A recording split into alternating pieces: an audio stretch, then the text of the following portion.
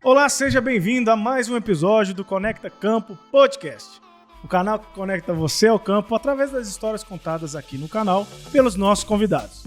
Mais uma vez eu queria agradecer a Fert Minas, nosso principal parceiro aqui do canal, que desde o início está conosco apoiando essa doidura do Mateusão. E para fomentar essa parceria, mais uma vez está aqui comigo, aqui do meu lado, meu ídolo, João Jaldete. Você tá bom, meu irmão? Bom demais, Matheus. Boa noite pra todo mundo aí. Tá na regulagem hoje, não sei se sou eu, o que é. Foi a armadilha que eu fiz. Foi a que armadilha que você fez, você jogou a cadeira aqui pra mim hoje. Você tá querendo me derrubar? Tô sim. Descontar, né, da última vez que você deu um beliscão aqui. De vez em quando ele tá aqui muito sério, eu dou um beliscão nele aqui. Não, meu filho, anima. Oxe, isso aqui não é noticiário político, não. Isso aqui é podcast pra falar de coisa boa. É isso aí. Mas, enfim, sempre é um prazer estar aqui. E eu faço um paralelo aqui, que é o seguinte, aqui o sarrafo não baixa, não. Só aumenta, né? O sarrafo tá lá em cima e os convidados tá cada dia deixando a gente mais satisfeito aí. Só o nome de peso que passou aqui até agora e o nível não cai, não. Não cai de jeito. Sempre equilibrado o negócio. E a pessoa que tá do lado dali, a gente acompanha muito ele aí nas redes. É isso aí. Sabe quem é, sabe o que faz. Entende, né, das coisas. E é um prazer tremendo estar aqui com vocês. É isso aí, então. Esse é um momento que você pode curtir, comentar, compartilhar o episódio, porque nesse momento, agora, o nosso amigo Jefferson vai soltar a vinheta. Então, Jefferson, solta a vinheta pra nós aí.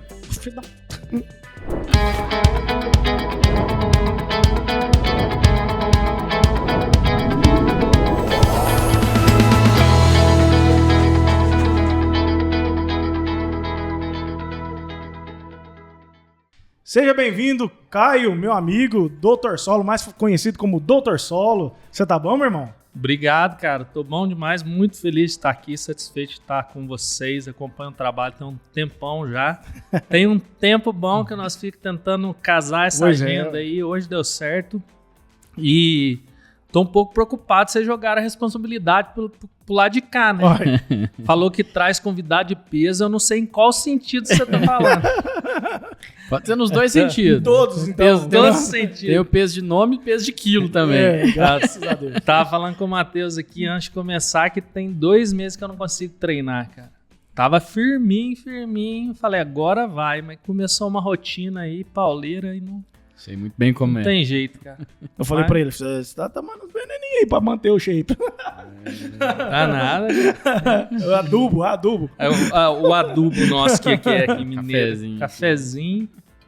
Moçada, então, pra quem ainda não conhece, que eu acredito que seja muito difícil, no nosso setor, Caio é o Dr. Solo, famosíssimo aí no nosso setor, conhece demais de adubos e adubações, né, meu irmão?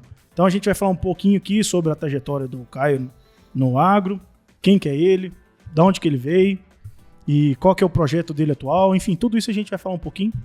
Mas a gente sempre começa aqui, meu irmão, sobre quem é você no agro, como que o agro chegou na sua vida. Então, eu já sei que você é nascido e criado na roça, assim como eu e o Joãozinho, mas a audiência não sabe, então conta pra eles como que foi isso, como é que surgiu a sua vida no agro aí, e você é filho de quem? Como dizem os mineiros, né? Você é filho de quem, né? Filho de quem? Você é parente, fulano? Pelo filho de quem, o cara já sabe o histórico inteiro da pessoa. Cara, eu sou de origem na roça, então a família do meu avô materno sempre teve roça, mexia com gado, com café. E meu pai, por um tempo, ele trabalhou no comércio, ele vendia roupas, viajava bastante, mas chegou um ponto que ele viu que ele tinha que ir viver na roça mesmo. E aí eu nasci num sítiozinho lá em Machado, sul de Minas Gerais, e sempre trabalhando ali no dia a dia, na lida do café.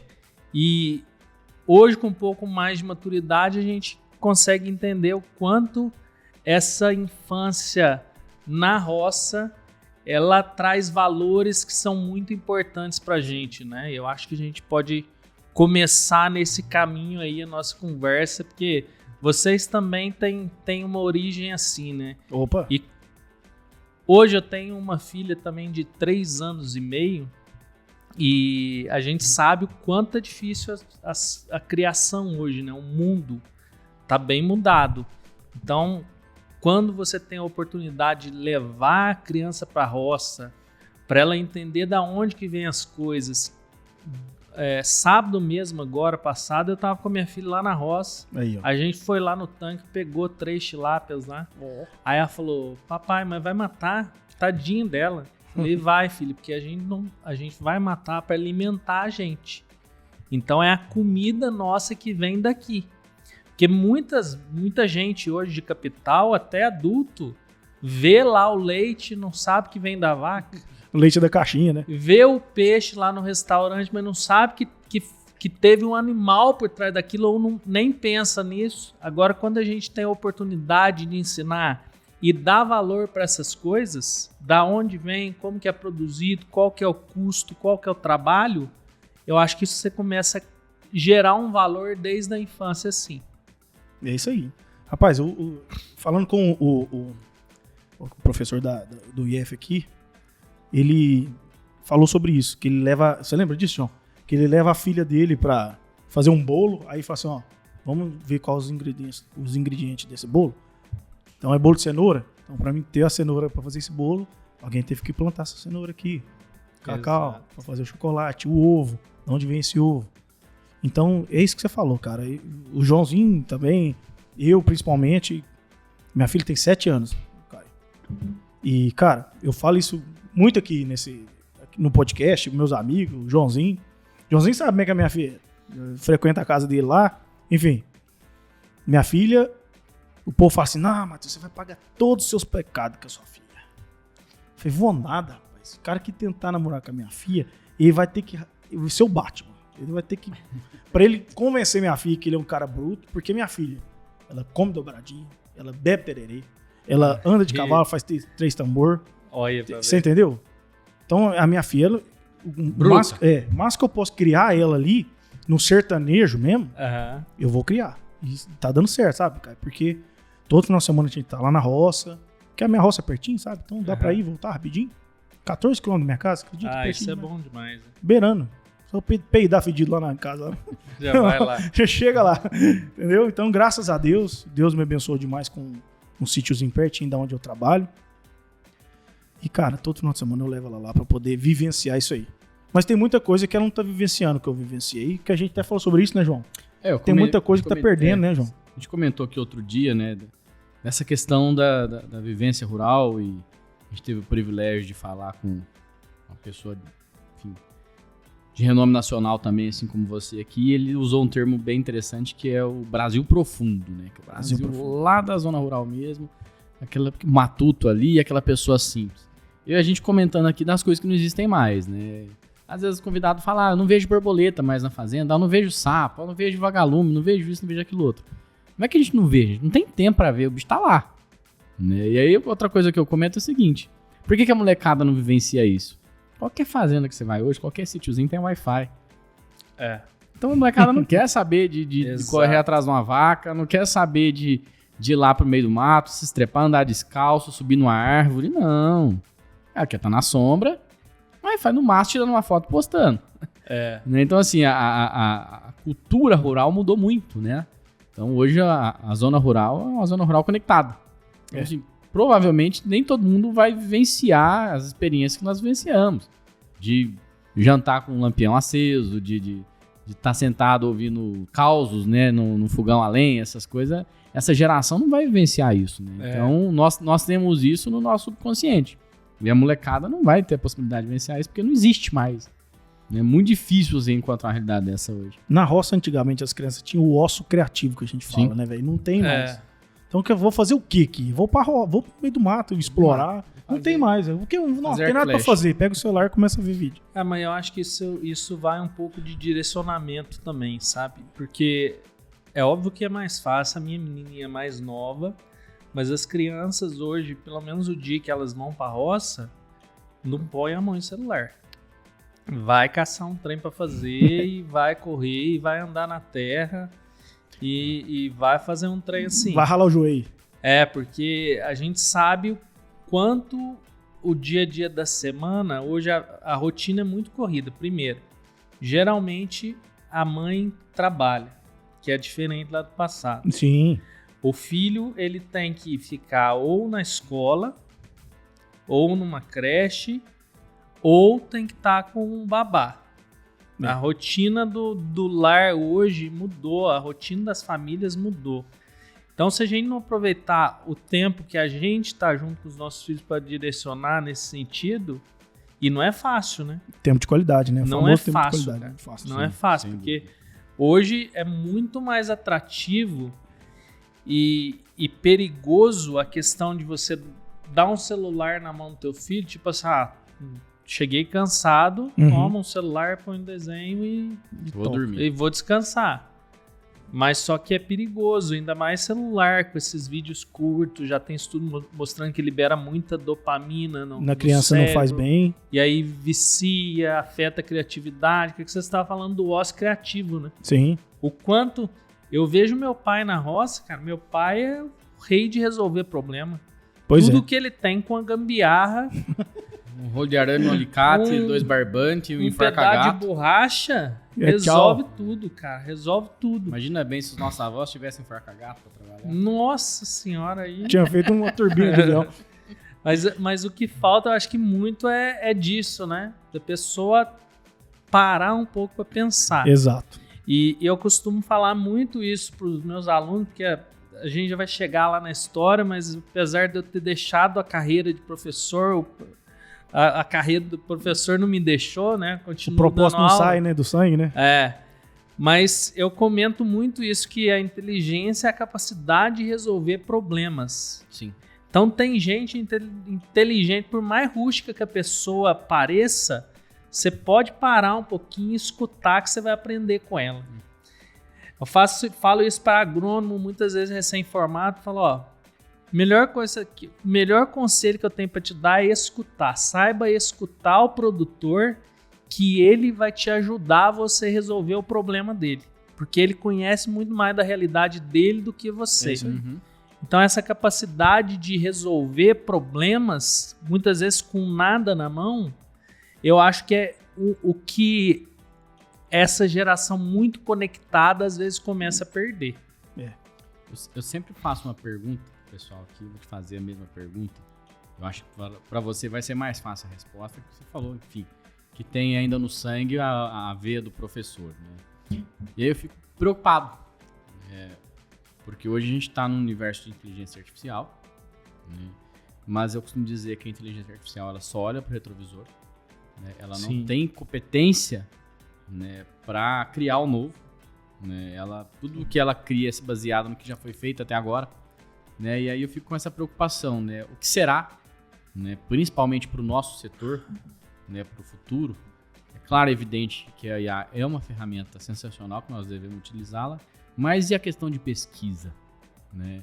De inovação para o setor agro? Porque quando a gente olha para o setor agro, eu costumo separar o seguinte: a parte viva, que são os animais, enfim, a pecuária e tudo mais, a parte química, que eu olho muito para o solo, né? E aí a tua vertente, tá? E a parte vegetal, que são as plantas, né? O que vai vir de novo, né? Porque cada vez mais dependente, né, de IA, né? O futuro é esse, né? E aí fica a minha preocupação, será se realmente a IA vai ser a ferramenta que vai nos ajudar ou ela vai no futuro nos prejudicar por essa questão de que a inovação não vai vir mais tão fácil, não... O tempo de inovação, que agora, assim, em 10 anos muda tanta coisa, né? Isso tá encurtando. Dali a pouco, em 1 ano, vai mudar muita coisa, mas isso que vai mudar é realmente relevante? Cara, eu acho que, como tudo, tem os dois lados, né? É uma preocupação verdadeira que você tem, e eu também tenho tido essa preocupação de inteligência artificial vir atrofiando, tomando conta, e igual você falou, nada mais é do que estatística multivariada olhando para uma imensidão de dados e trabalhando com esses dados. Então tem essa preocupação, tem algumas revistas, papers que já estão criando ferramentas para identificar, já está sendo identificados trabalhos científicos 100% escritos com inteligência artificial. Então, eu acho que por esse lado é uma preocupação. Mas é melhor a gente saber direcionar e trabalhar com a tecnologia, porque é uma coisa que é clara na minha cabeça hoje, é que tecnologia a gente não freia. Não tem como. Então, a gente saber direcionar e como trabalhar com isso. Então, por exemplo, eu acho que no futuro muito recente, diagnóstico vai ser utilizado muito inteligência artificial, porque ela consegue cruzar uma base de dados e uma quantidade de variáveis que você não consegue analisar. Então, vamos criar um cenário aqui. Vamos pensar o seguinte.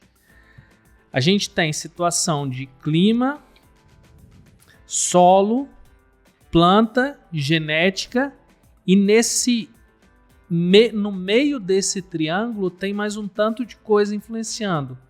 Qual que é a região, altitude, pragas e doenças, um tanto de fator que vai influenciar lá na produtividade, vamos falar assim. Todos esses fatores em diferentes intensidades e combinações entre si é que vai fazer o produtor de café produzir 100 ou produzir 50. A gente hoje, profissional do agro, a gente consegue mapear alguns deles, alguns profissionais conseguem mapear mais, outros menos, a gente tem que fazer um trabalho de detetive. Só que, se chegar a um ponto que a gente tiver um banco de dados suficientemente robusto em cada cultivar, em cada variedade, em cada situação de clima para cruzar isso, vai ficar muito mais fácil ter um diagnóstico. Igual na medicina já está se começando a usar, nos próximos anos vai ser muito frequente.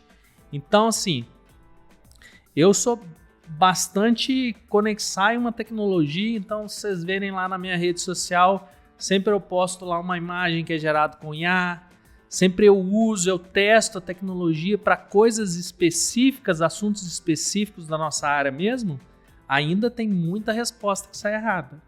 Então a gente tem que cuidar disso. Sim. Vou dar um exemplo aqui. Mas é um detalhe. Para você saber se a resposta está certa ou errada, você tem que ter estudado sobre aquilo. Então, sim, a preguiça nosso medo aqui maior é a preguiça. E tornar aquela não é porque aquela verdade ali como realmente uma verdade absoluta. E não é. Sendo que, na verdade, não é, né? Exato. Nós sabemos que ela não é 100% precisa, né? Exatamente. Existem então, desconexões, existem falhas ali. Sim. Que aí você comentou muito bem, né?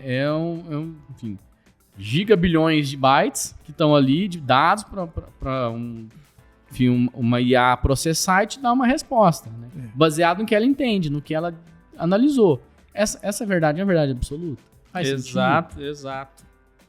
E vou dar um exemplo aqui. Eu fui dar um treinamento um dia e sempre quando você costuma lidar com plateia, você já vai percebendo os perfis, né? Tem aquele perfil que é mais resistente, pouca informação. Sim. E aí eu fui falando uma coisa e eu vi que o cara tava no celular. Aí quando vê, o cara soltou uma assim, cara, mas falou um negócio assim, nada a ver.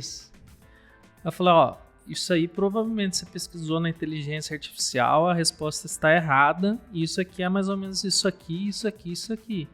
Então até para usar a ferramenta, se a pessoa não tiver um embasamento, não sabe. Ela vai incorrer em erros.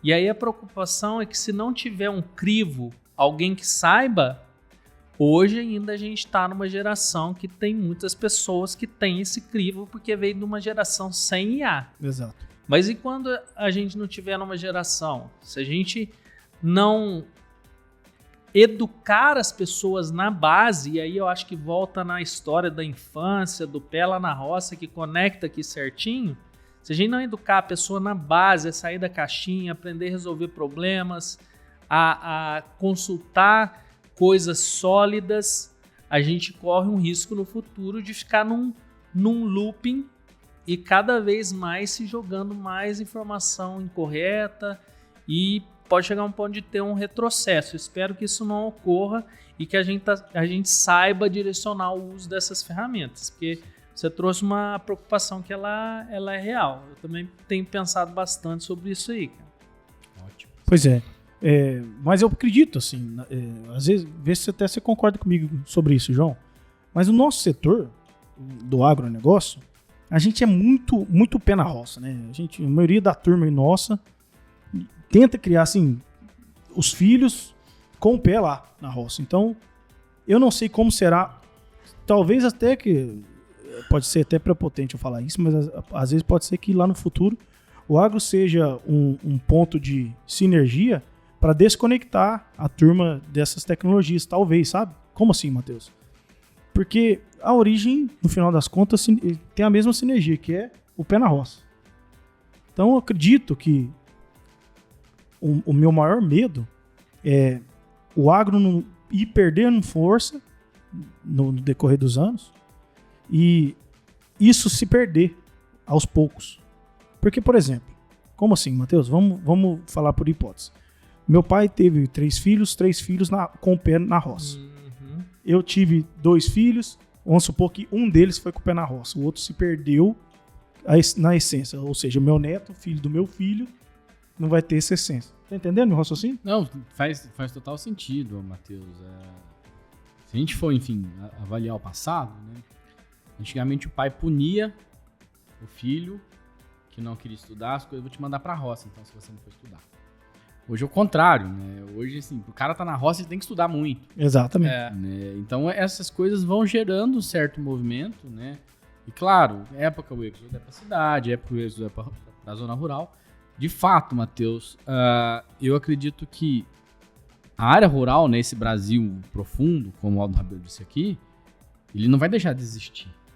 Cada vez mais ele vai ser conectado, cada vez mais menor. Né? À medida que o tempo vai passando, não vai ter mais aquela figura do matuto, não vai ter mais aquela figura. Essa tá em extinção. Essa é inevitável que essa figura tá em extinção. Né? E aí a essência vai depender muito do valor que a pessoa dá para aquele negócio. Né?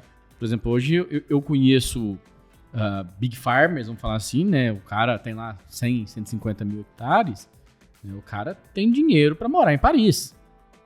Num apartamento mais caro que o dinheiro pode comprar. Mas não.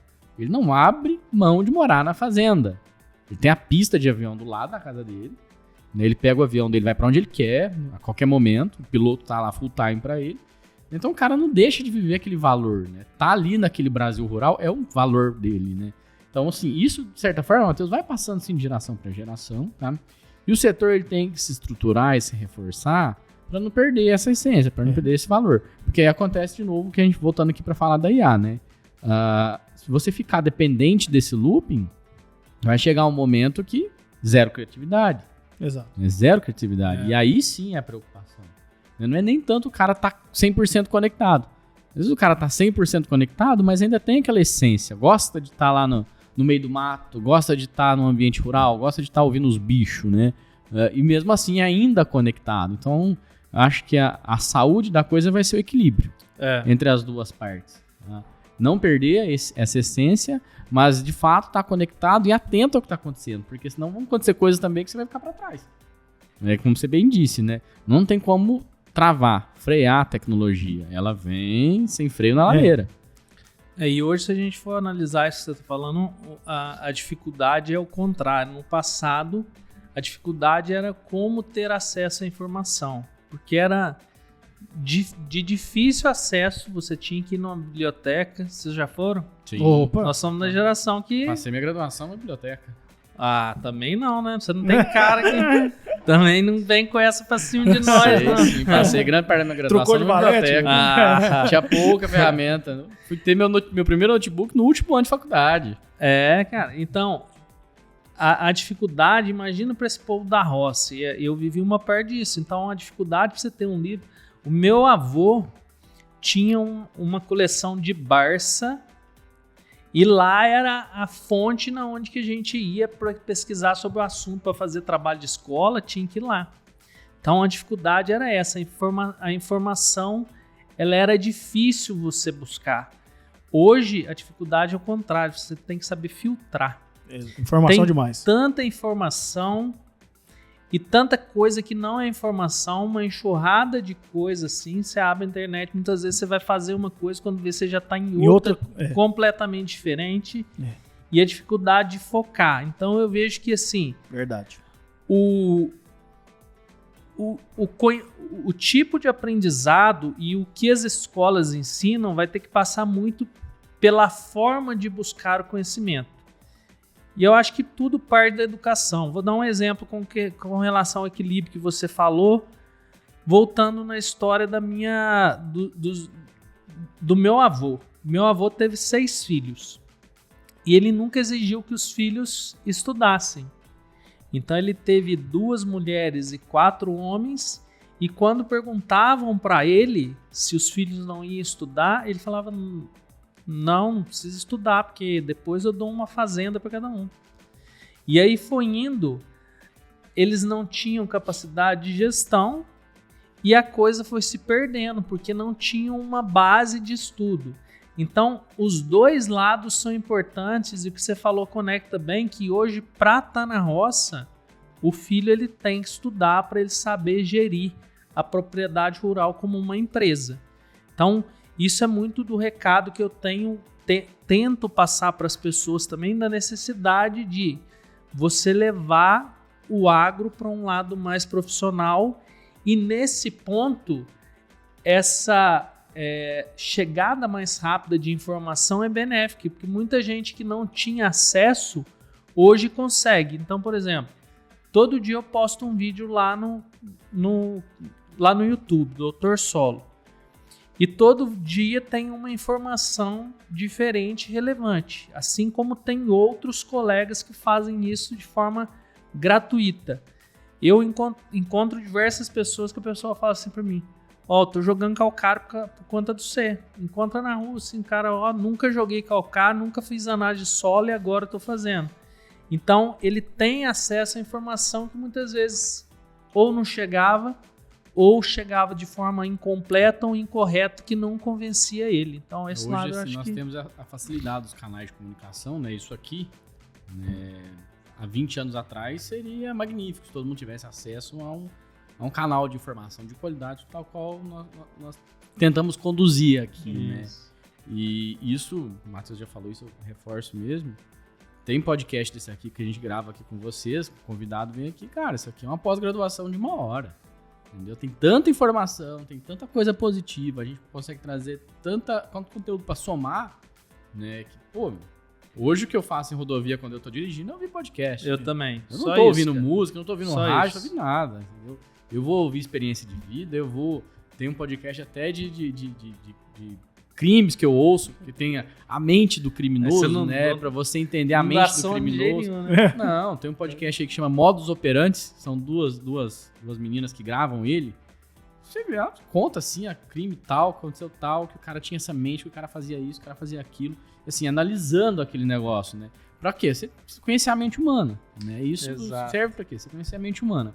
E aí vem um podcast pra falar de conteúdo técnico. Você ouve, você entende, você interpreta aquele negócio de uma maneira mais simples, né? Então a nossa missão aqui, junto com o Matheus, né, é fazer desse canal aqui, né, um mecanismo de levar informação para o agro e comunicar do agro para fora também. Uhum. Então, vez ou outra, a gente traz pessoas que auxiliam a gente a comunicar extra-agro, para fora do agro. Sim. Nós estamos fora da bolha do agro. Nós estamos ficando muito bom comunicar entre os outros. Entre nós estamos cada dia melhor. E para fora. Isso. Né? Como comunica para fora? Né? Hoje, numa reunião de manhã aqui, a gente comentando, que voltando de Porto Alegre, que as comidas, né?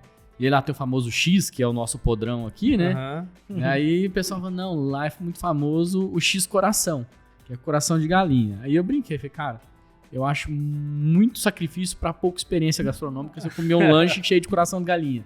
Aí eu falei, por quê? Falei, imagina, tem 15 coração de galinha ali, precisa morrer 15 galinhas pra você comer. Né? Então essas coisas, né, você vai analisando, vai interpretando, vai, enfim, criando mais argumentos a partir de tudo que você vai vivenciando, né? E o nosso propósito aqui é esse. Eu tenho preocupado bastante também em tentar comunicar para fora da bolha, porque a gente tem visto coisas muito injustas sobre o agro, né? Sim. A gente tem passado um episódio difícil pro agronegócio, e agora que eu tô percebendo que eu não respondi a tua pergunta no começo ainda, mas já que nós volta lá. Mas a gente tem passado um momento difícil do agro. Muitas regiões do país já estão com mais de 150 dias sem uma chuva. Aqui nós estamos já tá quase 180 dias. 180 dias. Então você repara que a gente tá praticamente metade de um ano corrido sem uma gota de chuva. E aí a população muitas vezes não valoriza o que o agricultor passa, não valoriza o esforço que é você ter uma indústria a céu aberto, que está sujeita a essas coisas. Eu estava vindo um caminho para cá, eu, obviamente que por rodar bastante eu já tinha essa noção, mas a quantidade de lavoura, falando especificamente de café, que é uma cultura perene, de 1, 2 e 3 anos morrendo no caminho é muito grande. A quantidade de lavouras que está sendo esqueletada fora do cronograma para você dar uma sobrevida para aquela lavoura e tentar produzir bem daqui 2 anos é muito grande. Quando a gente vai para sistema de plantio direto, para cereais, as incertezas, os riscos de se produzir, eles são muito grandes. Então, se a população de modo geral não entende isso... É muito fácil criticar. É muito fácil criticar. Aí sabe quando que eles vão entender? Quando ele vê lá o preço do arroz subindo, ele vai reclamar. Quando ele vê o preço do leite subindo, ele vai reclamar. Do óleo de soja. Mas ele não entende que tá caro porque não tem pasto, tá tudo seco, porque não chove. O agricultor não tá ganhando dinheiro por conta de uma questão que está fora de controle. Então, acho que cada vez a gente tentar comunicar mais isso, e nesse ponto eu fico meio chateado que os grandes podcasts do país, fora da nossa bolha de podcast do agro, não dão espaço para quem é do agro. Muito pouco. Cara, você pode olhar que é muito pequeno, muito pequeno. Enquanto a gente não conseguir comunicar com o grande público, a visão vai estar enviesada para o que uma mídia está querendo mostrar. Justamente. E não é a realidade, cara. Justamente. É assim, de novo, né? A gente tem essa missão aqui de comunicar tanto para dentro como para fora do agro, né? O que você falou é muito positivo. Você não vê aí inteligência limitada, um flow, né? Grandes nomes do agro, né? Exato. Você vê às vezes um político ou outro, né? Um empresário, às vezes alguém que vivencia esse ambiente, um cantor, né? Mas assim, o cara técnico mesmo, às vezes ali que tem muita coisa para contribuir, pouquíssimas vezes a gente vê isso, né? Fica até a dica aí, pessoal. Né? Acho que vai ser bem positivo para vocês. Leva a turma, leva o Dr. Solo aí que vocês vão... Pode chamar. Que vocês vão ficar muito satisfeitos porque tem muito conteúdo lá de lá. Dr. Solo, voltando aqui um pouco, né? Eu não tenho como deixar de sempre perguntar, porque o podcast aqui também serve para me aprender, muitas das vezes. Né? Com certeza, né, João? Eu acompanho o seu trabalho, olho muito isso, muitas coisas ali faz muita sinergia com que eu tento trabalhar, né? Eu costumo dizer que a nossa companhia ela é mais uma companhia de tecnologia do que de produto. Perfeito. Né? Produzir produto é muito fácil, muito simples, qualquer pessoa produz. Agora, produzir tecnologia não é simples. Sim. Então, nós vamos para essa linha, tá? De que a companhia que nós estamos hoje é uma companhia de tecnologia. E diante de todo o trabalho seu, de tudo que você faz, né? Qual que é a sua análise? E vamos olhar para o retrovisor de 5 anos, né?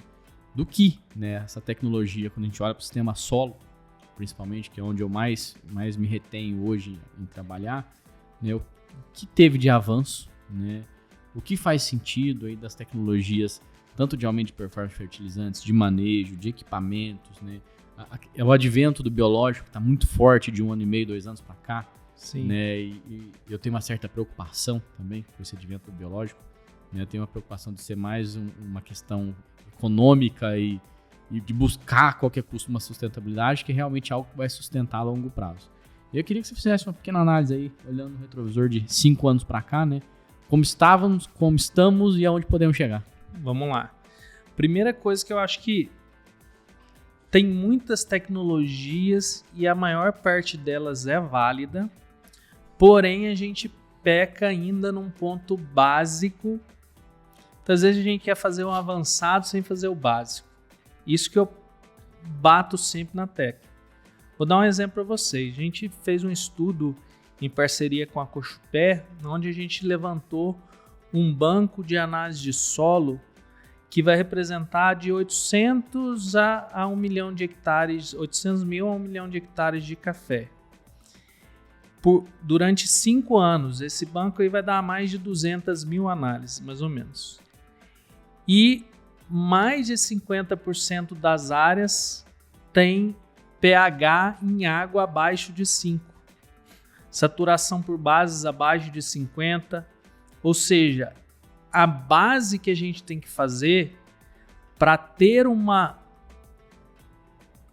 básico da agricultura, que é uma correção efetiva do solo, para eu fornecer condições para o meu sistema radicular aprofundar mais, absorver água mais funda, absorver mais nutrientes, não sofrer tanto quanto uma seca dessa que as lavouras estão sofrendo. Primeiro ponto, eu acho que o agricultor que ele faz o básico bem feito, e faz sentido cada vez ele olhar mais para tecnologias mais avançadas. E aí hoje a gente tem muitos produtos, tanto da linha de fisiologia de plantas, que são estimulantes, que funcionam muito bem, que se você muitas vezes perguntar para professores da antiga escola, muitas vezes não vão entender o efeito fisiológico de uma quantidade pequena de um nutriente que você põe na folha. Hoje a gente já vê que funciona muito bem. Você tem produtos que vão ajudar a questão do solo, também vão estimular o crescimento de raiz. Tenho estudado bastante sobre a parte hormonal também, então produtos à base de auxina, citocilina, giberilina, cada hormônio com a sua função diferente dentro da planta. O que você brincou comigo quando eu cheguei aqui? Se eu tava tomando, o que você falou lá? Bomba. Tomando uns venenos. Uns venenos. Então, quando você vê um cara de academia, que não é meu caso, né? Eu acho que tem quem tá assistindo aí percebe claramente que não é meu caso, mas você vê aquele cara que ele tá fortão, que ele tá, a gente fala bombadão. O que aquele cara usou? O que ele usou? Um hormônio. Decadura e... Não, o nome aí eu não sei. Mas utilizou um hormônio, né? E o hormônio, ele sempre funciona no sistema de chave e fechadura. Você tem que ter um receptor apto a receber essa ligação e o hormônio que vai ligar e vai desencadear uma série de processos fisiológicos dentro da planta. E hoje a gente já entende isso muito melhor, de que você fazer esse estímulo na planta, você ajuda crescimento de sistema radicular, mais no caso de auxina, crescimento de sistema de parte aérea, mais no caso de citocinina. Você ajuda a inibir etileno dentro da planta, reduzir queda de folhas, aumentar a produtividade. Então essas tecnologias, elas estão cada vez mais compreendidas e elas são, se bem utilizadas, são positivas. Mas se você não tiver um sistema radicular robusto e profundo, as outras tecnologias vão ser apaga-fogo e paliativos. E aí a sinceridade aqui na mesa. Então a gente tem que primeiro dar um passo atrás e voltar para a base do conhecimento, se fazer bem feita.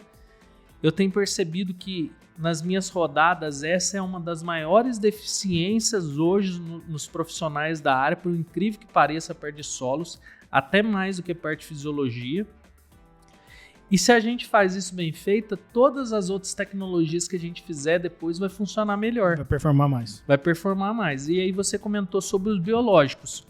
Hoje a gente tem muitos produtos de qualidade na linha de biológicos que vão funcionar bem, porém vai da forma da gente comunicar. Eu posso entrar numa seara aqui meio complicada agora, mas vamos falar dos solubilizadores de fósforo, tá? Eu vou entrar porque eu não tenho... Não tem trava com Não tem marca. trava. Mas os solubilizadores de fósforo, eles têm um efeito muito bom, mas antes disso, o que você tem que fazer para aumentar a eficiência da adubação fosfatada? Calagem. Se você não tiver com pH de 6 a 6,5 em torno disso, os nossos sócios têm tanta carga positiva, a capacidade de fixação de fósforo é tão grande que não vai ser um produto biológico muitas vezes que vai fazer tal diferença que você espera. Já se você tem uma situação ótima, né, de base, que dê uma condição para aquele fósforo performar melhor no sistema, aí sim o produto biológico ele pode ajudar, ocupando alguns ácidos orgânicos, ocupando sítios, exudando ali fosfatases ácidas que vão ajudar a liberar um pouco desse fósforo, mas nada de falar que vai ser a salvação da pátria em qualquer situação. A gente tem que entender do diagnóstico, entender da situação e saber de que forma posicionar. Então hoje tem tecnologias muito boas que aí sim se conecta com a parte de sustentabilidade, que é muito importante. Sim. Mas mais uma vez, se o básico não for bem feito, exatamente, a gente vai ter um problema aí de achar que tecnologias muito avançadas são a solução de tudo, quando na verdade o primeiro passo não foi dado, que é lá atrás. Nós desenvolvemos aqui internamente uma tecnologia que eu não gosto de chamá-la como um solubilizador de fósforo, porque também não é um micro-organismo. Não tem bactérias ali, não tem nada vivo ali, tanto que tem até conservante no produto, porque ele tem uma fração orgânica muito grande. E eu sempre falo muito nesse ponto, né? Mentiroso eu seria falar para você que meu produto vai resolver o problema do solo, né? De você aplicar lá 200 kg de MAP por hectare, só porque colocou minha tecnologia em cima, eu vou resolver todos os problemas. Não. Eu não tenho carga suficiente ali para isso. Eu posso resolver na risosfera do grão do fertilizante. E aí sim ali eu ter êxito. Mas é que tu colocou é muito, muito bem pautado, porque tem que fazer a calagem bem feita, né? Tem que fazer um manejo de rotação de cultura bem feito, né? A questão da adubação verde hoje para mim é um espetáculo, né? Eu acho que cada vez mais devemos investir nisso, né? E assim, pensar que o solo é uma estrutura química viva. Então você tem tanto uma estruturação química ali, quanto tem uma estruturação biológica. Sim. Então você levar o equilíbrio dos dois, fazer o básico bem feito, aí sim você incorporar a tecnologia que vai garantir, né? A gente até brinca aqui que o slogan da nossa tecnologia é certeza de fósforo disponível, né? Que você embarcou uma tecnologia ali no seu fertilizante fosfatado, você vai ter certeza que você vai ter um processo preventivo, corretivo e estimulante. Preventivo ali você vai evitar uma complexação por ferro alumínio, por uma ação de um polímero aniônico, um processo químico, né? O corretivo, se algo desse fósforo se complexar por ferro alumínio na argila, aí você tem um processo que é um ácido orgânico, que é nada mais que um catalisador de hidrolase. Então você vai mexer nesse equilíbrio de reação, vai deixar o fósforo na forma lábil novamente. Não vai resolver o problema do solo, mas daquele fertilizante que você colocou ali pode resolver. Perfeito. Né? E aí o estimulante é que leva auxina, ácido úmico, ácido fúvico, estradiol, é que leva tudo isso que vai potencializar a performance do fósforo no solo. E aí sim faz total sentido, né?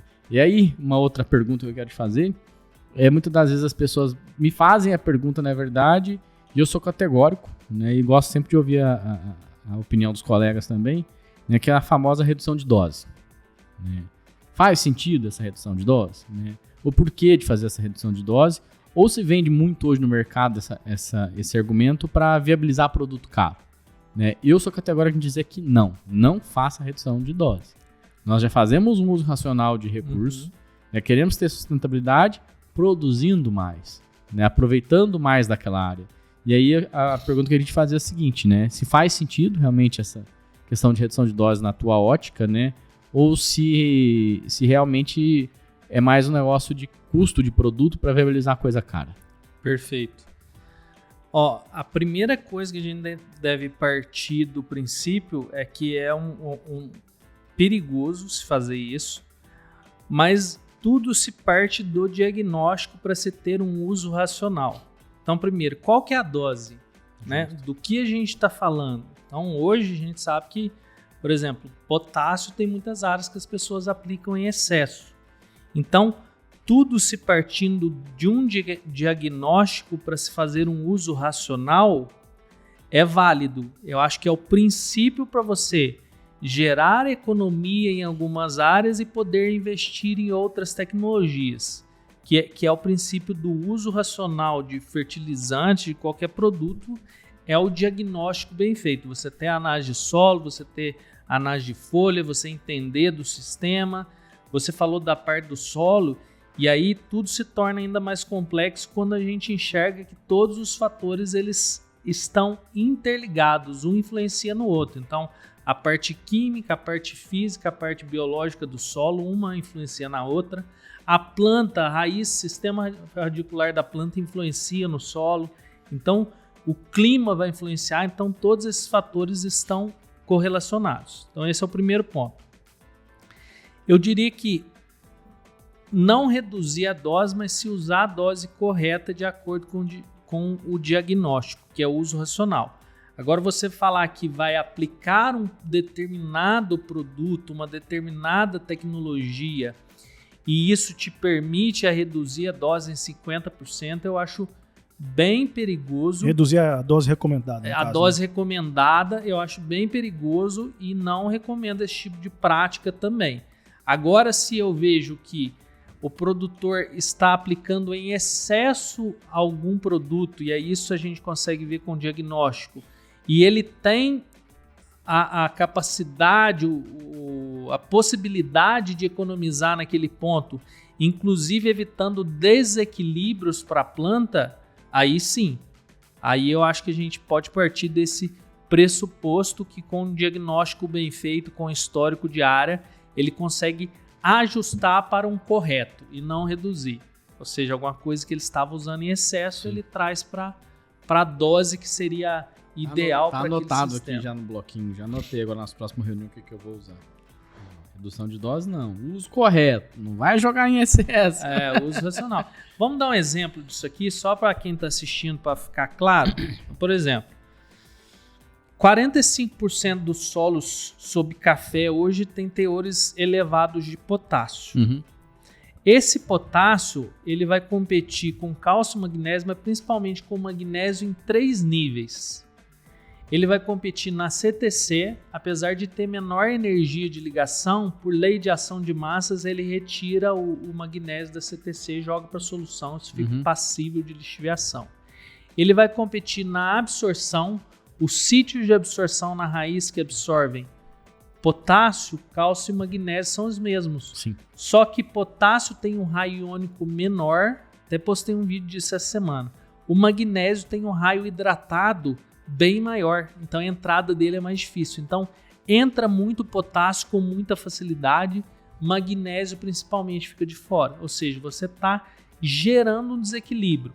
Muito disso em função de o histórico de adubação da cafeicultura sempre foi fertilizantes com relação NK1:1, 20:020, 20:05:20 e etc. Isso foi enriquecendo os solos, e ainda o produtor volta com a palha para a lavoura, que é uma boa prática, mas ele precisa equalizar isso, ajustar. E aí sim, se permitia olhar para cálcio, magnésio e também enxofre, não como macronutrientes secundários que vão de carona em outros fertilizantes, mas preocupar com a nutrição desses nutrientes específicos, que é uma virada de chave que eu acho que está começando a acontecer agora, mas que vai mudar bastante o patamar da nossa agricultura se o pessoal olhar para isso com mais atenção.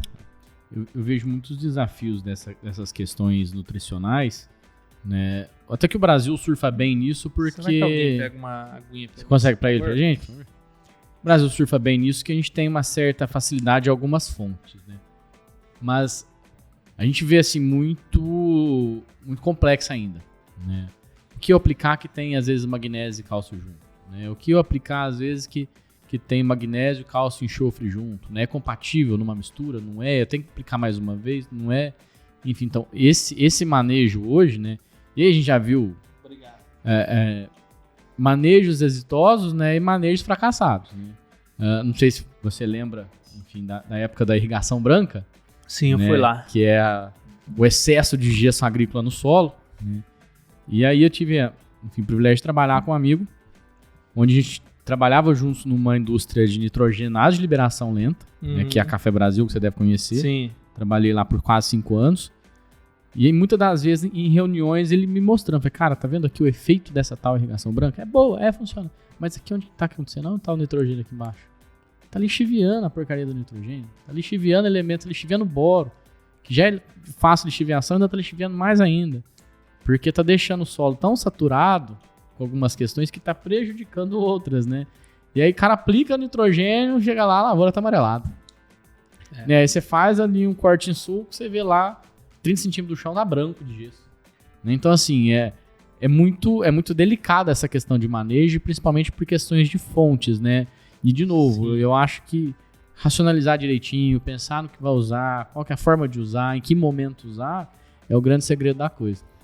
Cara, nós vamos entrar noutra seara aqui, que é um trem que é meio polêmico ultimamente, mas eu acho que vamos construir bem o racional. No final, vou deixar minha opinião sobre. Nós estamos aqui para isso, né?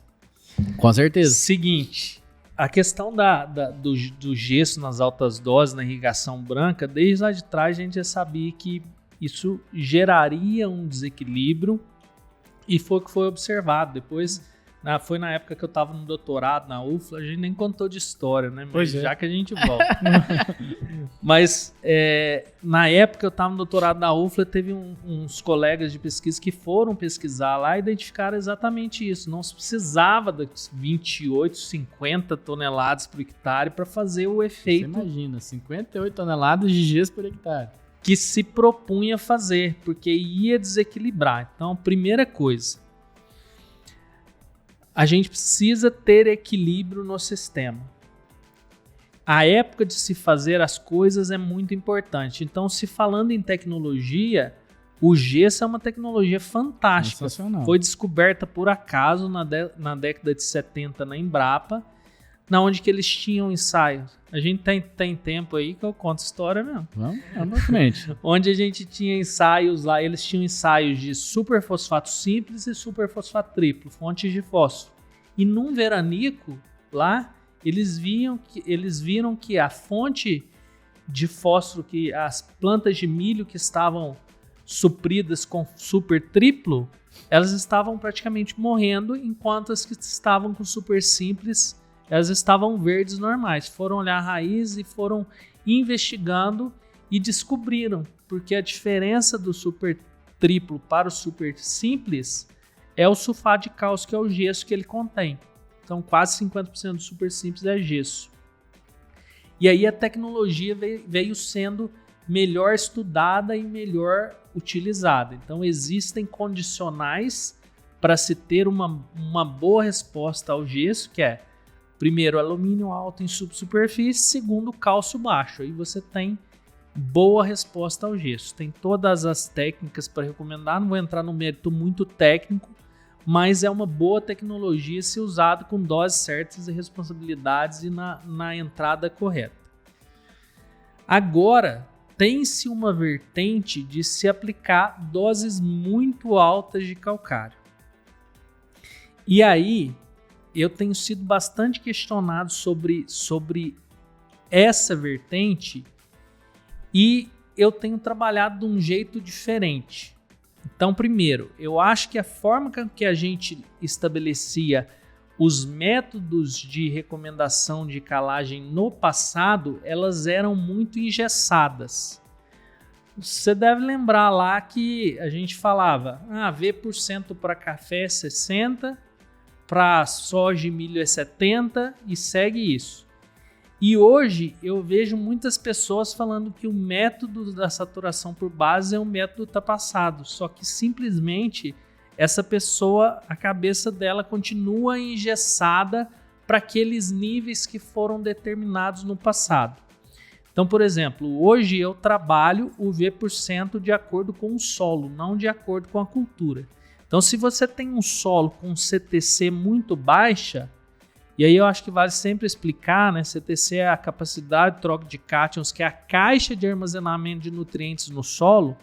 Se você tem um copo, um solo com CTC baixa, vamos colocar aqui no exemplo desse copo, uma baixa capacidade de armazenar nutrientes, você tem que encher mais o copo para você ter uma quantidade próxima ao adequado, que seria no mínimo 3 de cálcio, 1 de magnésio e 0,3 a meio de potássio. Porém, se você tem um solo com uma capacidade muito alta, você não precisa de chegar em 80%, 90% de saturação por bases para você conseguir ter um equilíbrio entre esses nutrientes. E aí eu tenho visto muita gente em qualquer situação, sem entender o tipo de solo, o poder tampão desse solo, que é a capacidade desse solo resistir à alteração de pH, que está muito relacionado com argila e matéria orgânica, recomendando altas doses sem um critério bem estabelecido. Hoje, nas recomendações que eu faço, as doses já são maiores do que o convencional, porque eu consigo enxergar de forma não engessada, mas enxergar específico para cada tipo de solo. Mas uma coisa que eu acho que está saindo meio que da mão é que a coisa está meio que sendo feita sem critério. Então aí eu acho que a gente tem que dar um passo atrás, olhar novamente e ver como está sendo feito. Outro ponto que eu queria trazer nesse sentido, quanto mais você puder fazer essa tecnologia incorporada, então, por exemplo, se você for incorporar 40 centímetros, dobra a dose, sem problema nenhum. Se você for incorporar 60, você pode jogar 3 vezes a dose que você jogaria de 0 a 20. Então é o volume de solo que vai corrigir, é química pura. Sim. Agora, o que não adianta é você querer jogar a dose toda em superfície e achar que isso vai ter uma correção efetiva e voltando lá atrás que não vai ter nenhum desequilíbrio. E eu já tenho visto casos que o pessoal me manda análise, o pH na superfície estourar de 7, deficiência de micronutrientes, eficiência de nitrogenados cai muito, fósforo começa a ligar com cálcio, então uma série de problemas em decorrência de um manejo mal feito. Eu sei que tem um tanto de gente que vai por outra linha, que pode não concordar, mas é mais uma vez, é um passo atrás no conhecimento, o diagnóstico bem feito e o equilíbrio, né? Não é o excesso de uma coisa que vai resolver o problema. Com certeza.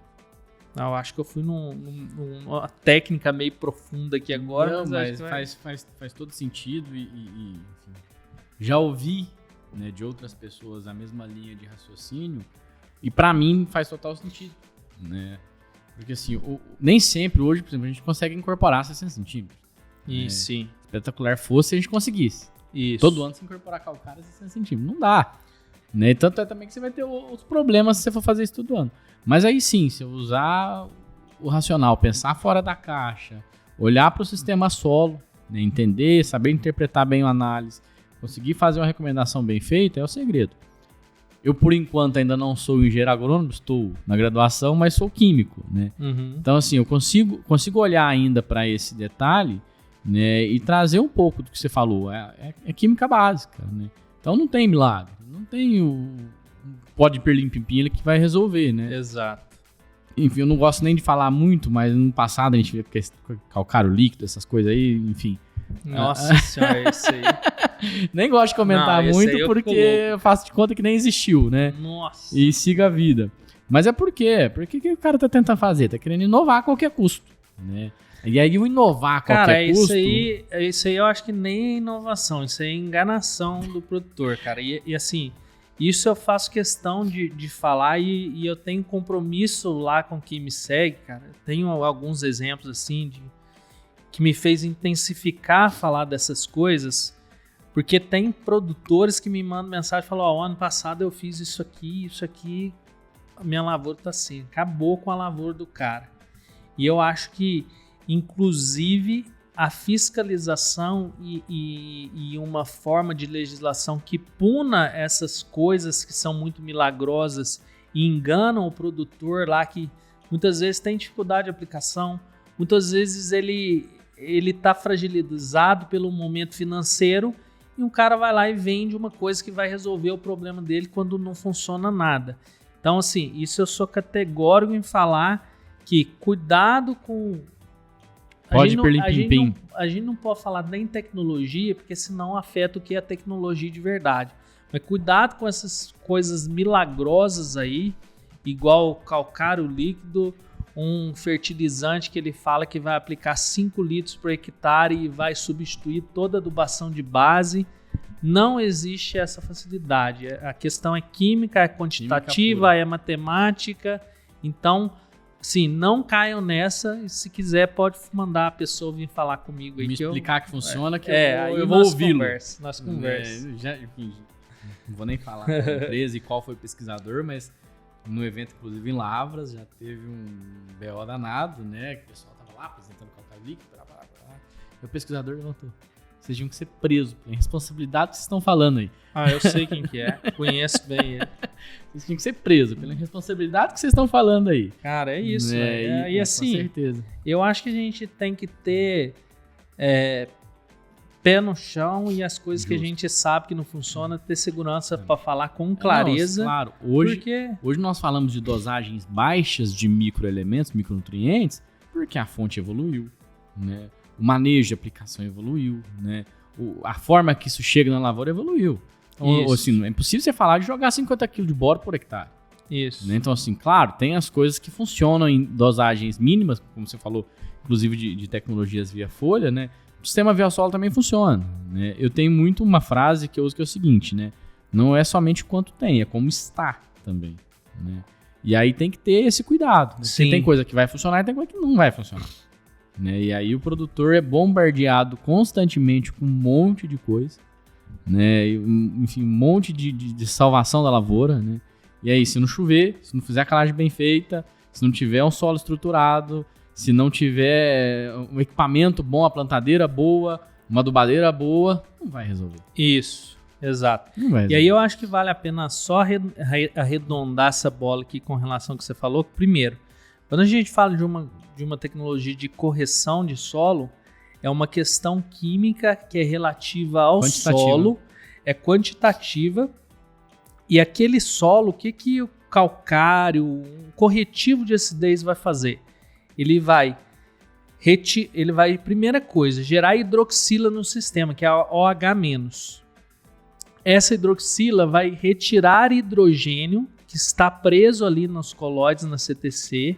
Retirando esse hidrogênio, está corrigindo tanto a acidez, que o pH mede, que é a acidez que está na solução do solo, que é o hidrogênio na solução. Corrigiu, formou água, OH- mais OH mais água. E também vai retirar o hidrogênio que está na CTC, na fase sólida, que é uma acidez potencial. Então vai corrigir a acidez. Então você precisa de um mínimo de hidroxila, que é OH- no sistema, para se corrigir.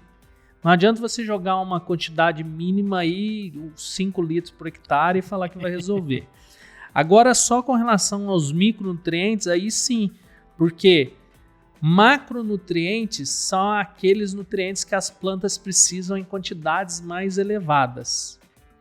E micronutrientes são aqueles que as plantas precisam em quantidades mais baixas. Então, o que define os dois não é a importância. Um é mais importante, outro é menos importante. Somente a quantidade que a planta precisa. Só o fato deles serem considerados nutrientes quer dizer que eles são elementos essenciais para as plantas.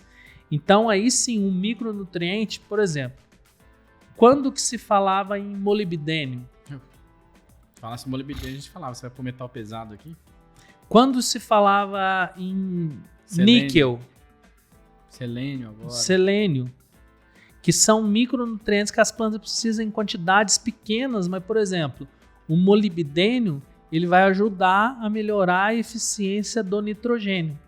Porque ele faz parte da redutase do nitrato, que vai transformar nitrato, nitrito, depois amônio. O amônio vai incorporar nos esqueletos de carbono da planta. Então, assim, aí sim você parte, primeiro, da base do conhecimento. A planta já precisa de pouco, a extração desses nutrientes é pequena. E ainda você entra com tecnologias que tornam isso mais eficiente, aí faz total sentido. Não, isso não tem nada a ver com outro caso que aí você precisa de uma grande quantidade e você fala que o pouco vai fazer diferença.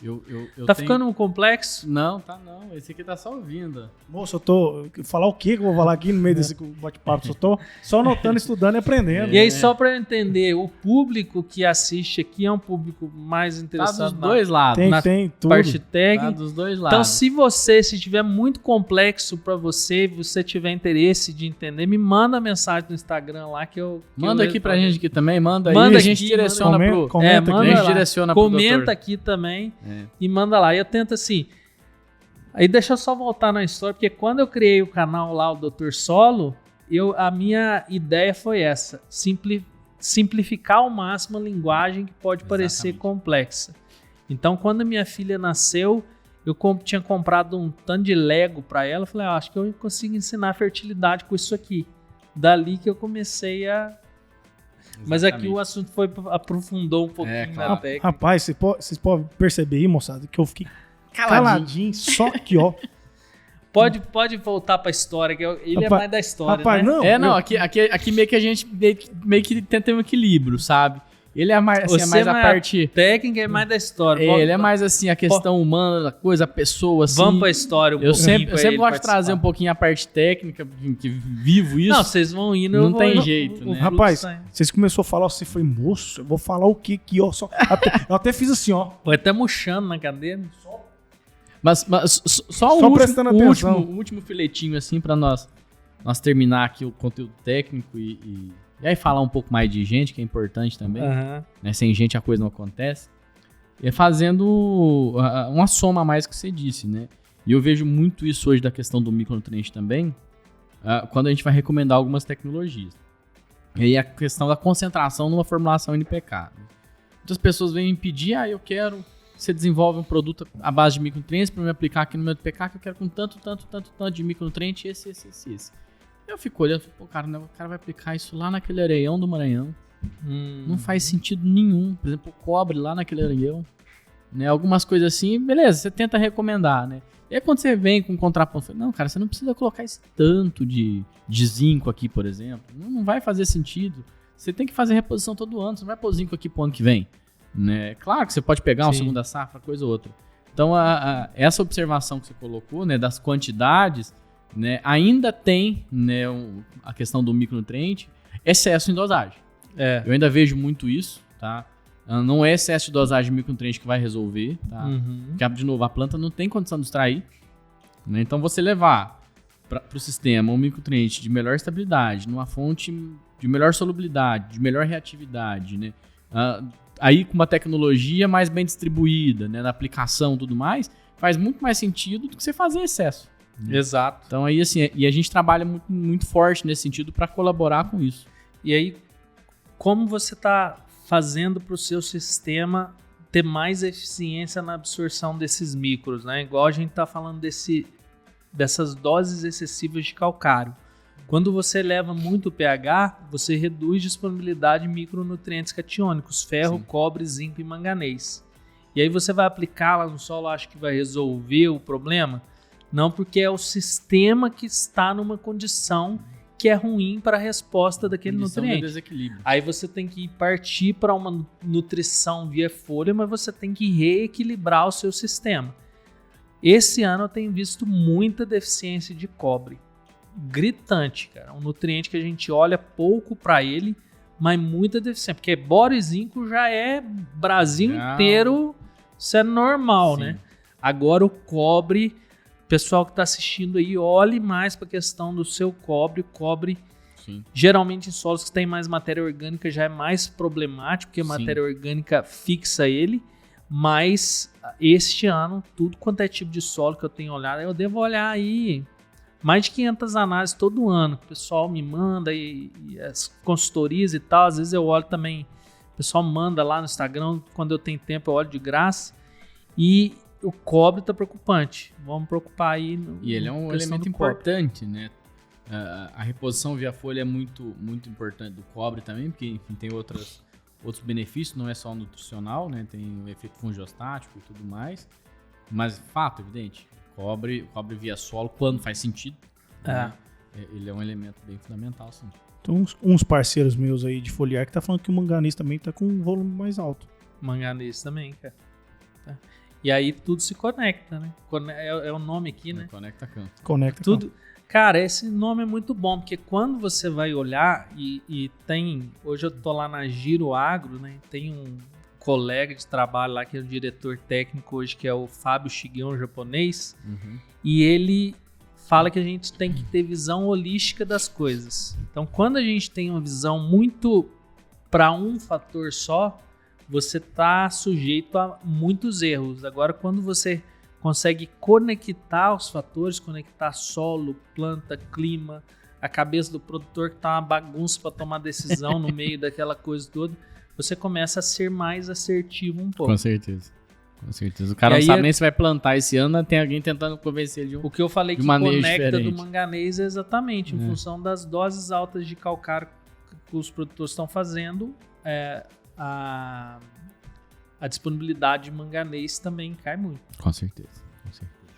Vamos voltar pra história? Bora falar de gente? Rapaz, vou falar um negócio pra vocês que tá aí até agora aqui.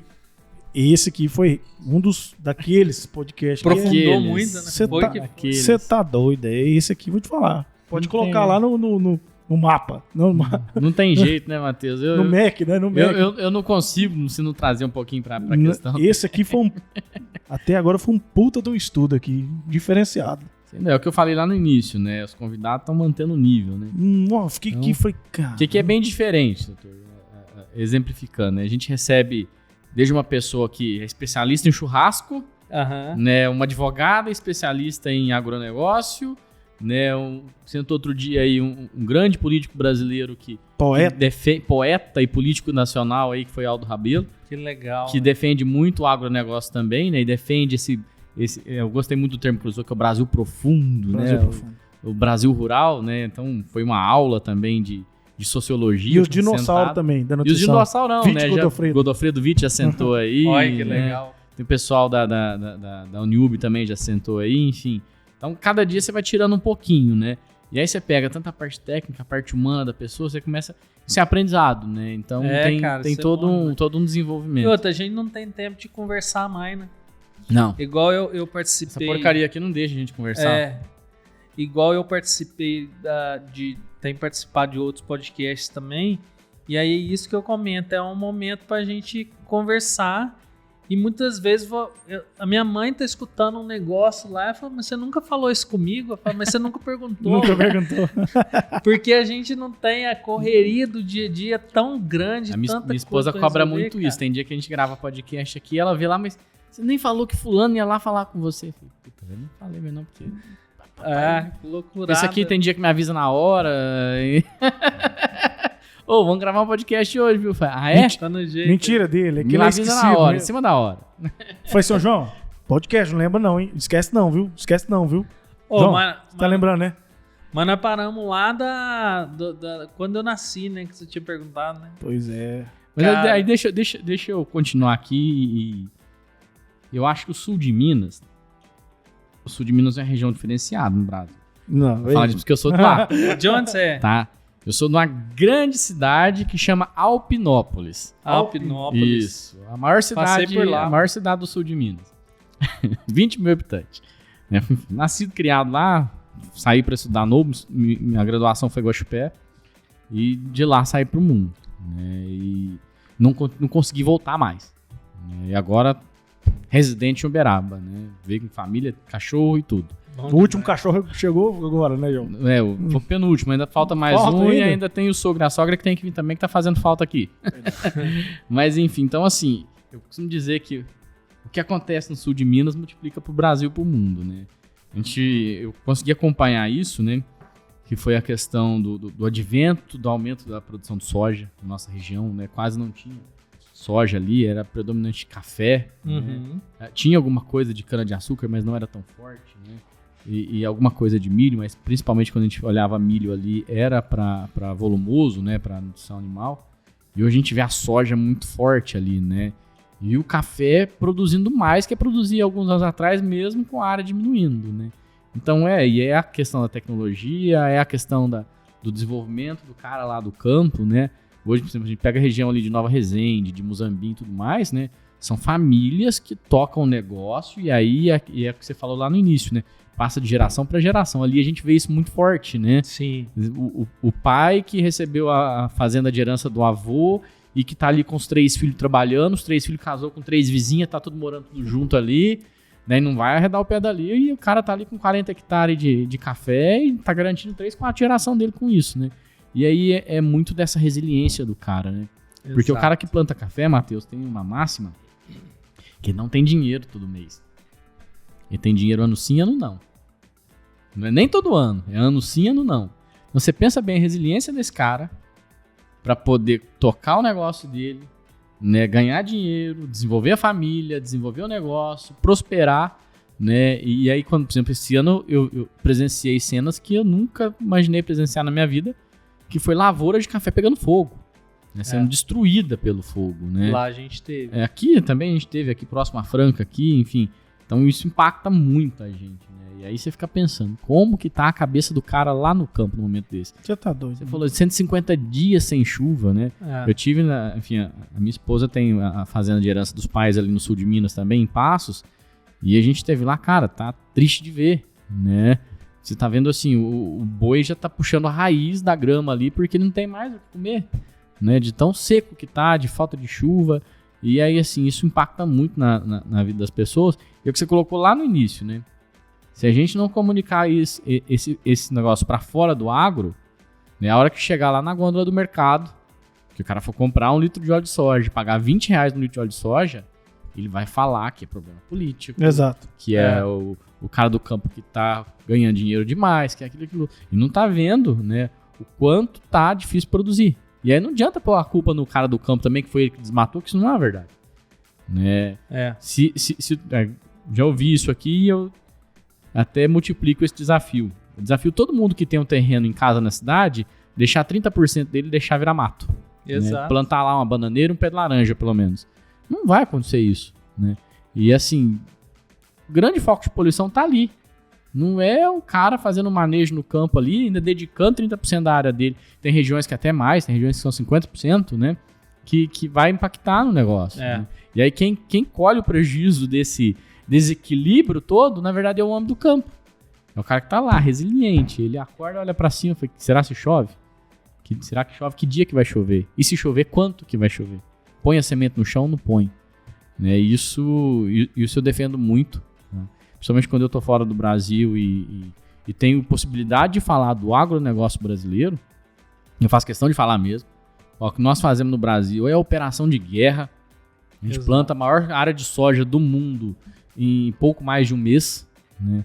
Então tem mais trator no Brasil do que tanque de guerra no mundo. Então você fica olhando para isso e fala, cara, tem que ser resiliente. E aí é tudo que vocês falaram lá no início, né? Que é lá daquela origem, lá daquilo que a gente vivenciou no passado, né?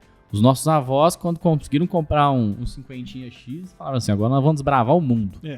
Né? Agora nós vamos plantar tudo que der. Né? E hoje a gente tem máquina, a gente tem equipamento, a gente tem tecnologia, a gente tem tudo e mesmo assim a gente ainda vive os mesmos obstáculos que o cara vivia lá 50, 60 anos atrás, que é o danado do clima. E esse aí tem que ter resiliência para ele. E aí, esse é fé e oração. E aí o que você está falando é bem importante porque a gente tem visto, né, eu vi algumas campanhas que saíram aí durante essas queimadas, igual por exemplo os caras estavam falando lá, os artistas, né? Artista entre aspas. Que o agro é fogo, que o agro não sei o quê. Daí eu não postei, só postei uma série de fotos lá e postei um prato queimando o arroz e o feijão, que é o alimento que está se queimando. E aí eu acho que é bem importante a gente separar algumas coisas aqui, que dentro de todos os setores a gente tem uma grande maioria que faz a coisa correta e uma pequena minoria que pode ser que faça. Então, por exemplo, vamos falar que não existe queimada por parte de quem está querendo fazer grilagem, de quem está querendo expandir terra, que não sei o quê. Existe, mas esses não representam agronegócio, eles são criminosos e a gente que é do agro defende que sejam punidos. Isso aí.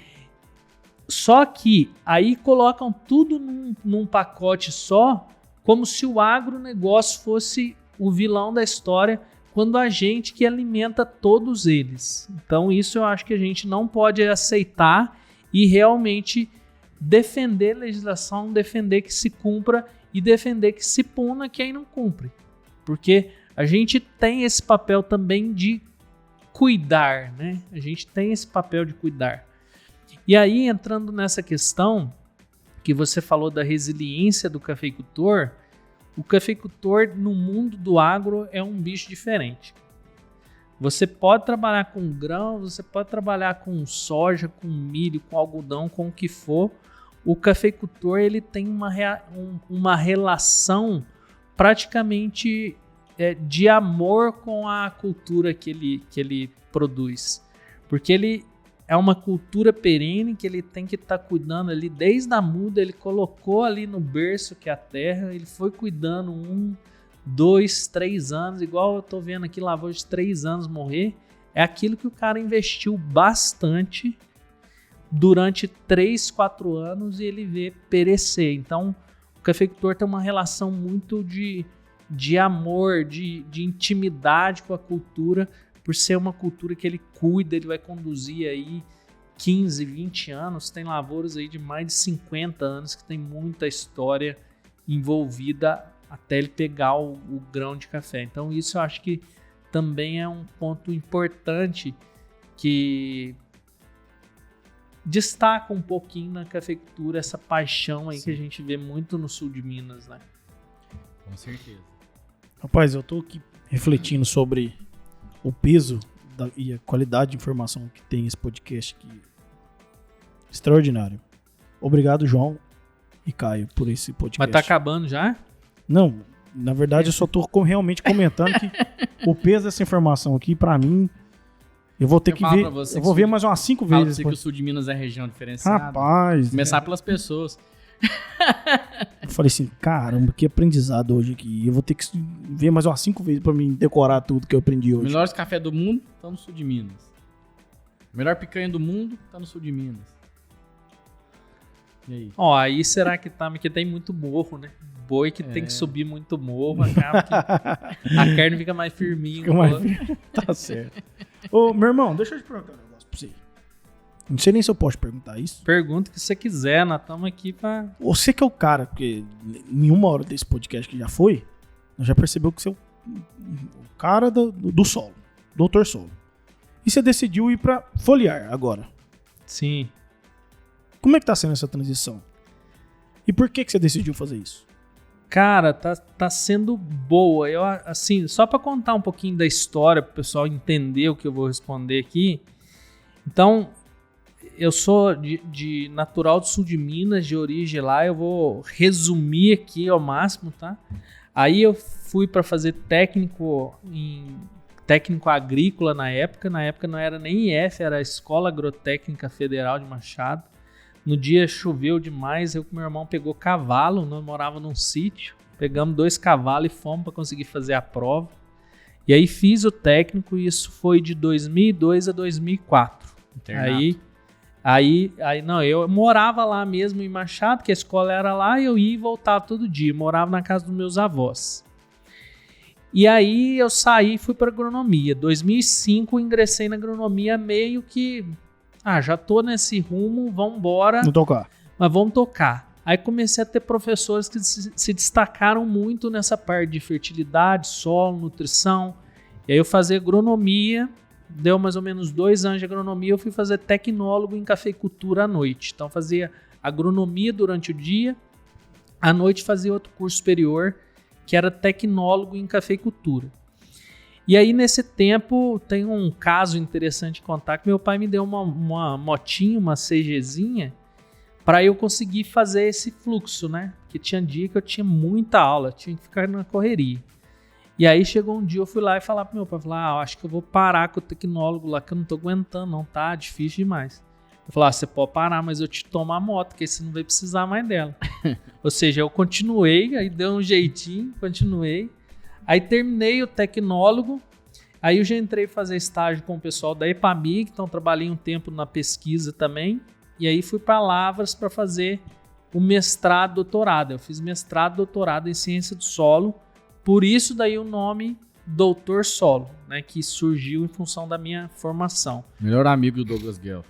No começo eu fui contra o nome, né, que eu falei, pode soar arrogante. Sim. Aí o Léo, que trabalha com Gui Carvalho, da Gerais Vídeo, o Léo que me falou, não, vamos com esse nome aí, que esse nome é bom.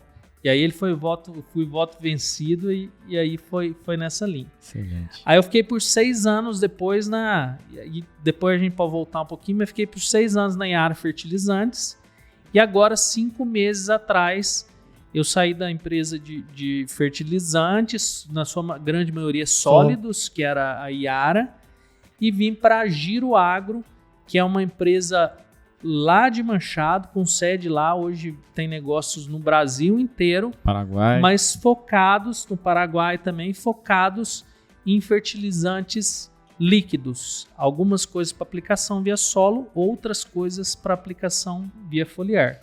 Hoje estou lá como gerente nacional de desenvolvimento de mercado, então tem um time que a gente trabalha nessa área técnica, geração de argumentação, a gente validar os produtos no campo, e aí eu vim para esse lado agora. Desafio grande, mas eu costumo sempre colocar na minha cabeça de que quando você sai de uma zona de conforto, de uma posição que você já domina as coisas que estão ali em torno e parte para um desafio novo, você se exige adquirir competências e habilidades novas. Sim. Então é muito o momento que eu tô agora. Eu até comentei que a gente demorou para marcar aqui porque tá numa correria grande, eu tô tendo que viajar bastante, conhecer outras realidades, conhecer outras culturas que eu não conhecia. Então, semana passada mesmo estava lá pro Rio Grande do Sul. Gergelim, que você falou lá? Tava vendo trigo, tava vendo gergelim, vendo um tanto de coisa, para entender também como que a gente pode ajudar o agricultor lá no campo. E aí você comentou da questão de solo e da questão da planta. A base de tudo parte do solo e as coisas estão conectadas. Sim. Então, quando você trabalha, independente de ser nutrição via solo, nutrição via foliar, tudo se complementa na nutrição. E aí eu tenho uma tranquilidade para caminhar nesse campo, solo, nutrição, agora desenvolvendo mais a parte de fisiologia, porque lá a empresa tem produtos tanto da parte de nutrição foliar, a parte de fisiologia, também a parte de proteção de cultivos, que é a indução de resistência. Uhum. Então, estou tendo que aprender muitas coisas novas e isso está sendo positivo demais. Isso é muito bom. Esse momento que você está vivenciando agora, eu vivenciei há 3 anos atrás, quando eu pisei a primeira vez aqui, quase 4 anos agora, já, né?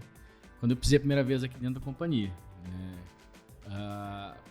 Falei lá atrás, eu não sou engenheiro agrônomo, agora que eu entrei para graduação, para agronomia, por necessidade mesmo, mas assim, já de forma de autodidata, estudando muito, né? Hoje eu tenho amigos que são engenheiros agrônomos que ligam para perguntar. Qual período você tá? Eu tô no primeiro. Primeiro? Primeiro período. E me ligam para perguntar as coisas e tirar dúvidas, e até clientes que são engenheiros agrônomos que ligam. Isso faz sentido junto com isso? Isso faz sentido junto com isso, né?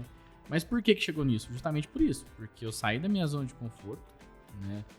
Eu estava, assim, trabalhando na indústria de fertilizantes, né? Na área de pesquisa e desenvolvimento, sim, né? Mas focado num nicho de mercado que é o que você começou a tua profissão também, que foi o café. Né? E aí, lá dentro da companhia, a gente começou alguma coisa assim para cereais. Né? Fui trabalhar em empresa de micronutrientes também, então conheci lá a parte de industrialização de micronutrientes, né? Uma das minhas especializações é trabalhar com a parte industrial, então a parte de engenharia de processos, né? Tem isso muito forte na minha vida profissional, né? E aí depois que eu comecei a me envolver mais mesmo com a questão da lavoura, com a questão de pesquisa e desenvolvimento de produtos, né? De validar isso, como que isso funciona, né? Como que eu faço um protocolo de teste, coisa ou outra, aí despertou aquele negócio, né? Pô, saí da minha zona de conforto, fui envolver com coisas que não eram do meu domínio, né? E hoje já é uma linha profissional, né? Estou fazendo agronomia porque eu quero poder ter propriedade para falar, né? Hoje eu tenho argumentação, mas é argumentação de um químico, né? Precisa dessa outra parte também. E aí isso gera movimento lá do cara, né? Porque que hora que vai estudar? Viajando, sei lá, 200 dias por ano dentro de um avião. Na rocha. E aí? Mas você tá num momento muito positivo para se estudar, que é um momento que cabeça aberta. Você tem mais maturidade, você tem a vivência do campo. Então você com certeza você consegue, apesar de não ter tanto tempo do jovem, você consegue aproveitar melhor. Exatamente. O tempo é de mais qualidade. O tempo é pouco. Exatamente. E eu tenho pensado muito sobre um conceito que eu converso bastante com o Shigeo na empresa. Baita que cara, né? Cara bom demais. Cara. Que o conhecimento, ele é como se fosse um imã. Eu tenho pensado muito sobre isso. Muitas coisas que eu tô falando aqui, que a gente tá conversando da parte técnica, se a pessoa não tiver uma base para aquele conhecimento vir e ancorar, aquela informação vai passar, você não vai conseguir assimilar. Mas quando você tem uma base bem construída, uma base sólida de conhecimento sobre um determinado assunto, igual você, né, da parte da química, vem um conhecimento que te agrega e faz sentido, e você, com uma vez que você escutou aquilo, você não esquece mais. Então, muito do jeito que eu tenho de ensinar as coisas, eu vou já aproveitar para fazer um merchan aqui, que esse ano a gente lançou o primeiro produto digital nosso, que é o curso Descomplicando o Solo, que é muito no sentido de se ensinar de uma forma diferente, conectando os conceitos. Então, todos os alunos que fazem o curso, eles saem aptos a interpretar uma análise de solo na profundidade, sem precisar fazer nenhuma conta, porque ele entende o parâmetro e como isso correlaciona.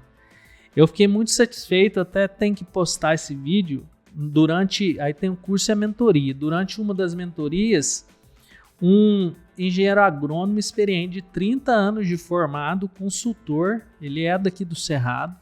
Ele, durante a mentoria, ele falou assim, eu pedi um feedback do curso, ele falou que foi a mesma coisa de tirar ele de correntes, que ele estava acorrentado num jeito engessado de ensinar. E a gente foi mostrando os caminhos de interpretar a análise de solo de uma forma diferente, e ele, na hora que ele entendeu, ele já tinha a base do conhecimento, a cabeça dele explodiu. Então é isso que a gente tenta passar para as pessoas. Inclusive, gostaria de deixar para a audiência aqui um convite. Quem tiver interesse, a gente vai criar um cupom de desconto especial para a audiência aqui do podcast. Vocês podem mandar mensagem lá no direct do Instagram ou clicar lá no Linktree, que tem lá todos os acessos, tem o WhatsApp, para vocês também entrarem nessa jornada. Aproveita aí, turma, o conteúdo tá de sobra. E esse é um produto que gastou mais de um ano pra gente produzir, cara, e fiquei muito feliz com o resultado que a gente tá entregando pro pessoal. Quando foi o lançamento? A gente lançou tem um mês mais ou menos, assim, foi um sucesso bastante grande, maior do que eu esperava. Coisa boa. Tivemos um público assim bastante expressivo para um primeiro lançamento, e o que mais me deixa feliz é que isso está fazendo a diferença na vida das pessoas. Porque assim como eu respondo o produtor lá das Matas de Minas de 1 hectare de café e eu ajudo ele, também a minha intenção é ajudar os colegas de profissão que a gente sabe que hoje sai da faculdade, de modo geral, de maneira muito crua no entendimento. Não por culpa deles, cara. Não é por culpa deles, é porque eles estão com tanta coisa na cabeça naquele momento de faculdade, e o jeito de ensinar muitas vezes é muito engessado, que aquilo a pessoa não guarda. Então, quando a gente consegue fazer isso de forma com que ele correlacione os conceitos, aí fica mais fácil de entender. E você também, já vou te presentear com uma vaga lá no curso. Opa. Então você pode chamar lá que a gente hoje conversa lá. Eu quero uma também, eu tô fazendo agronomia, também, cara. Você tá fazendo também? Não tô te entendendo. Aí não. Já vocês pagam uma. Já quer você também? Você tá fazendo também? Aí qual período? Eu já devo estar no 5º já. Por que eu tô falando que eu já devo estar? Porque eu aproveitei muitas matérias. Ah, entendi. Eu fiz 5 períodos de engenharia civil antes de eu formar, né? No comecinho lá da minha trajetória. Comecei com engenharia civil. Não tem nada a ver, nada. Aí eu aproveitei álgebra linear, desenho técnico, um monte de coisa aí. Então, bom demais. Só tirou um pouquinho. Só as matérias top. Só as chatas, só as enjoadas. Eliminei a maioria. Moçada, eu vou pedir pro Jefferson deixar, se possível, Jefferson, um QR Code aqui, ou do Instagram do Dr. Solo, ou às vezes até se o Dr. Solo permitir, enviar para nós o QR Code do próprio link ali para poder esquematizar esse benefício para vocês aí, tá joia? Agora ganhou a outra vaga que tava faltando aí, agora pode... Pronto. Põe aqui, ó. Obrigado. Moçada, obrigado, cara. Eu acredito que a gente deve estar chegando já para 2 horas de podcast, então hoje eu vou tocar pro fim. E geralmente no fim, 2 horas. Dr. Solo, geralmente no final a gente sempre faz a mesma pergunta. Na verdade não é uma pergunta, é meio que uma intimação, né? Se você pudesse ter deixado, se você quisesse ter deixado uma mensagem que você não teve a oportunidade de deixar no decorrer do nosso bate-papo, qual seria essa mensagem e para quem você deixaria essa mensagem? Cara, aí você me apertou sem abraçar, né? Mas eu acho que, assim, a mensagem básica para o agricultor, que eu acho que é o público que a gente está falando aqui, volte a olhar para a base e preocupe com o solo. Então é o solo que vai dar condições, muitas vezes numa condição até climática diversa, do seu sistema radicular estar profundo e conseguir absorver água, nutrientes de forma profunda. Principalmente quando você vai trabalhar ou com uma cultura perene ou com um sistema de plantio direto que você não vai ter a possibilidade de revolver esse solo, preocupe-se em começar bem feito, nem que você tiver que fazer uma área menor, né? Então, eu acho que isso pode parecer superficial, mas para a agricultura de modo geral, se o agricultor olhasse mais para isso, a gente teria um sistema muito mais resiliente e mais preparado para essas adversidades climáticas que a gente está vendo aí ultimamente. Show de bola, muito bom. Já está aí então, né? Olhe para a base, olhe para o solo. Talvez pode ser o nome do nosso bate-papo aqui. Pode ser. Não é mesmo? Eu queria agradecer mais uma vez a audiência de todos vocês que assistiram ao nosso podcast até aqui. Um baita de um conhecimento. Realmente esse aqui foi um extraordinário para mim, principalmente.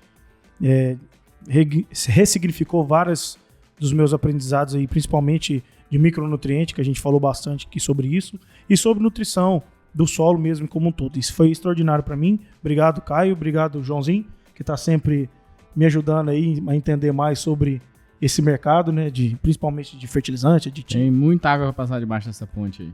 Tô aprendendo bastante.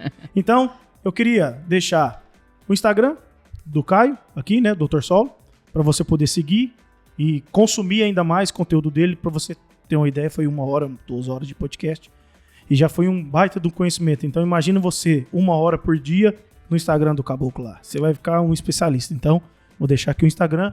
A gente vai deixar também o link para você poder acessar o curso que ele fez o lançamento recentemente, que eu acredito que vai ser extraordinário, um conhecimento extraordinário, que vai valer muito a pena o investimento. Não sei nem qual o valor, mas eu tenho certeza que vale a pena o investimento. Baratinho. Seguir também aqui, 2 passatempos a Coca-Cola paga, né? Eu vou deixar também o Instagram da Fertiminas e do João do Aditivo. Agora também tem o seu Instagram pessoal, profissional, né? Que também vai entregar seus conteúdos lá, porque ele precisa fazer isso. O mundo precisa do conhecimento desse... Não parece aquele... Como é que chama aquele traficante lá do mexicano? Tá louco, aí foi longe. Bob Escobar.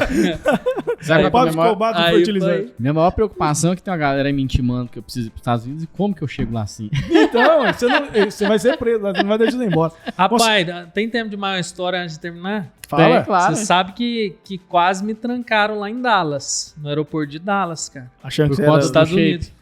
Não, porque eu tava indo pra Specialty Coffee Expo, que foi em Portland, no ano passado, se não me engano. E aí eu tava com a mala cheia de café, que eu liderava o concurso de café na Iara e eu fui levar. Levou daqui o café. A mala cheia de café. Aí me passaram um negócio no meu rosto, levaram eu pra salinha, igual que a série Aeroporto, área restrita lá.